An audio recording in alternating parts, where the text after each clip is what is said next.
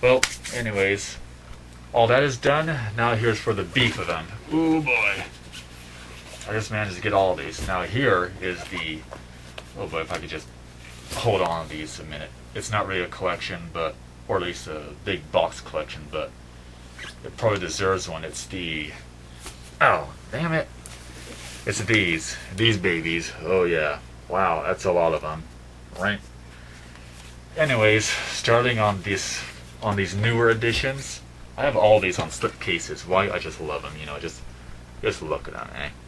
Friday the 13th unrated with the uncut, supposedly international version, as well as the original commentary. It comes with the commentary, and Mike is probably ported over from the international version. You know, like the Region 2 edition. There's a slight controversy. This is what I like to call the Back to the Future controversy, because apparently all the video quality is actually very good. It has been remastered, and it looks a little better than any other DVD editions, including the first edition, the box edition, and the international edition. But for some reason, I'm not sure if it's a fluke or whether if it was intentional, but the picture quality seems to be very slightly zoomed in just a little bit, much like the original Back to the Future DVDs. You know, that's why I like to call it, because I don't know why they choose to view it, but I kind of have a problem seeing my movies cropped. I like to see it just the way it is. This has an interesting host of features. It has, you know, the Friday the 13th reunion. Has a lot of good stuff. Fresh cuts. Shows a little bit how they made the movie. And of course, one thing that it does not have, that the box edition have, is that it does not have Secret Explorer Behind the Gore or something. It does not have any of the Friday the 13th Chronicles, which was actually pretty interesting. The first one, Return to Camp Crystal Lake or whatever it was, about 20 minutes long, at least on this version. It does not have Friday Artifacts and Collectibles. It has all the trailers in there, but it also doesn't have Crystal Lake Victims Tell All, or Tales from the Cutting Room Floor. Maybe a few of it, but I'll get to that later. But it's probably one of the reasons to buy this edition, but Best Buy sells this sucker about 30-40 bucks, so that's pretty much worth your price. The second one is Friday the 13th Part 2, nice and glittery. Mastered in high definition, and yes, all the films have been remastered with not only just sound but also in audio. This also includes the Jason Forever feature, which was available only in the Best Buy edition of the box set, just a disc only. It's nice to see it in here rather than just watch samples of it on YouTube. It's pretty interesting. It shows, you know, how much Kane Hodder is a master and how much damn mad C.J. Graham can be or something, but it's pretty much worth it. It has these Lost Tales from Camp Blood. Oh, god damn it, there's a phone, I'm gonna ignore it. Has all the trailers and everything. Anyways, here comes a somewhat disappointing version called Part 3D. And although it is in 3D, but with just cheesy red and blue glasses, which don't really do anything, but other than that, it's okay. Obviously, they could have done with something else. You have 3D TVs, you know, this might come in handy. The only version or special feature it has is not just a 3D version, but just a theatrical trailer. Now, you may notice that with a 2D version and a 3D version all on one disc, you're essentially getting basically two films. Why did not choose to have the original commentary track when the Part 7 and 8 commentary on DVD on this one has two movies plus two commentary tracks? That's 2 and 2 for the price of one. Why they could not done the same one, I have no idea. Oh yeah. Also something I'd like to add is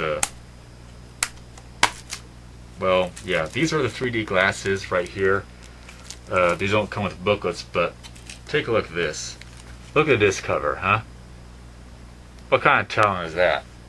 Now, on Part 3 original edition, they're actually gracious enough to have at least a little bit of color, you know, red color here, whereas in this one it's like, you know, what were they thinking? I don't know, but obviously they weren't really thinking their head straight when they did this. Apparently the Blu-ray edition It actually has special features, you know, the glorious goddamn 50 gigabytes and shit. Now, come to part 4, the final chapter. Why this has part 5 mask, I have no idea, but they did it anyway.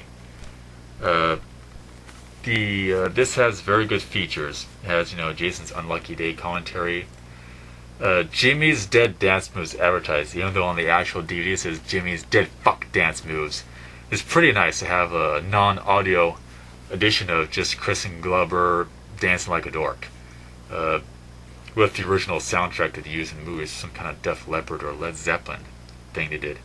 This actually finally has commentary by Joe Zito, and he actually does pretty good on it. It's a pretty good track.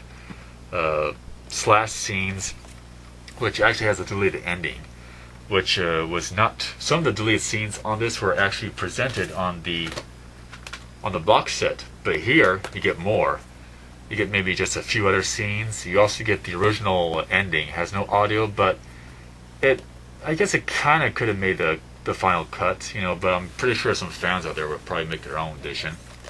Now, there has been several reviews stating that the video in this is just the same thing as the original video. Well, that's not really true, folks. This actually has been remastered. It's not really, you know, remastered like Star Wars, Indiana Jones, but it has been remastered nonetheless. Especially the scene at the end where Jason Mask comes flying off and you see it hit the ground. There's some sort of little black speck that just pops on there. We all saw that, but on this one, no, you don't. It's been cleaned out. So you get yourself a nice, you know, decent transfer. Not pristine, but it's good enough.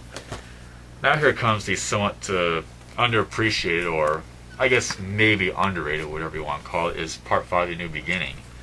I don't know why, but they copied the Amityville Horror on this one. I'm not sure, the Amityville Jason Horror or something. The commentary by the Danny Steinman and the cast and crew is just basically priceless. Even if you didn't like the movie, it's probably worth picking up just for the commentary track. It has a commentary by the it says director, co-screenwriter Danny Steinman with cast and crew. I don't remember the full cast, but it does have that Rigid or Reckless in there, as well as I believe the guy who plays Tommy Jarvis. So that's probably about 3 people I can think of remember. Lost Tales from Camp Blood Part 5, I don't know why. Crystal Lake Massacres Revisited Part 2, and the making of Friday Part 5 The New Beginning is also worth checking out. As I stated before, it's okay. The hillbillies are pretty there. It's more like a whodunit movie, but you know, some of the acting maybe is a little bit off. I mean, like, I know it's not really Jason, but you know, the fact of some stupid blonde-haired broad just standing there narrating puddle, going, eh, while fake Jason just, you know, gracefully tries to hit her with his machete. You know, he has to make it dramatical. You know. Out comes, you know, Super Reggie the Reckless, you know, complete with Red Hood. The Reds and the Crips. Well, never mind that. I don't know. It's okay, but, you know, maybe a little bit too campy, too celebrational in some places, but, well. Anyways, on to the good one. Part 7. It's decent. We all know it's just a guy in a different suit and mask for this DVD cover. I have yet to listen to the commentary track. I'll probably listen to it tonight, but this does include commentary by the director again, and with Lark Park Lincoln and Kane Hodder. Now, what I've heard just a little bit from is that Kane Hodder reportedly was working on another film. So basically, he could not be there, but he was with her by phone. And I have yet to hear the whole thing, but I'm betting it's going to be pretty damn good. I've watched the Jason Destroyer, making a part 7 on here, but I've yet to watch the other 2 features, which is Makeover by Maddie, and a little touch work my A****. Right there, A****. Yeah, they can't put ass on there. Ass! And Mind Over Matter, Truth About Telekinesis. I'm not sure if that might be a little bit boring, but it might be checking out. Now, of course, is Part 8, Jason Takes Manhattan. The best video quality, as is Part 7 is the best audio, but I've yet to hear that. All the films seem to be remastered, so I'll take the word from that. Maybe Part 8's probably the best presented one. And killer commentary by actors Scott Reeves, Jensen Daggett, and Kane Hodder. I'm not sure. I'm not sure this actually includes the commentary by Rob Hedden, but I might though. Kane Hodder, of course, like Part 7, was working on that same movie and just goes through the conversation by phone. New York has a new problem. The making of Friday the 13th Part 8 Jason Takes Manhattan. I watched that. It's nice to see Kane Hodder, reminisce about the whole living in Times Square, but I think maybe they could have maybe emphasized a little bit on the extra features, like maybe just bribe Kane Hodder to dig out his Jason journals that he got out for the movie.